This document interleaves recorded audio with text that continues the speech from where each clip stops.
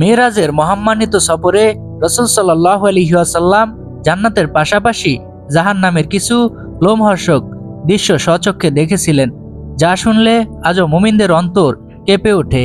চলুন জেনে নেই 5টি ভয়ঙ্কর শাস্তি। নামাজে অলসতা। 1.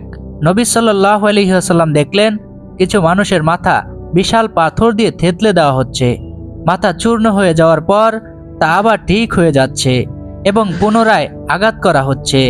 জিবরাইল আলাইহিস সালামকে প্রশ্ন করা হলে তিনি বললেন, এরা ছিল তারা যাদের মাথা ফরজ নামাজের সময় অলসতায় ভারী হয়ে যেত।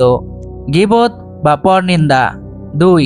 রাসূল সাল্লাল্লাহু আলাইহি ওয়াসাল্লাম দেখলেন একদল লোক তামার ধারালো নখ দিয়ে নিজেদের মুখ ও বুক ক্ষতবিক্ষত করছে। এরা দুনিয়াতে মানুষের গীবত বা পরনিন্দা করত এবং মানুষের সম্মানহানি করত। সুদখোরদের পরিণতি। 3.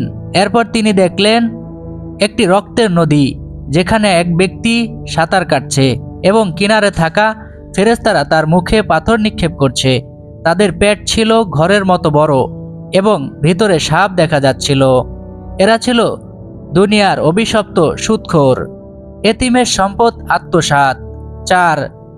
এমন একদল মানুষকে দেখা গেল যাদের ঠোঁট উটের মতো ঝুলে আছে। তারা আগুনের পাথর খাচ্ছে, যা তাদের শরীরের পেছন দিয়ে বের হয়ে যাচ্ছে। এরা ছিল তারা যারা অন্যায়ভাবে এতিমের সম্পদ ভক্ষণ করত। ব্যভিচার বা জেনা। 5.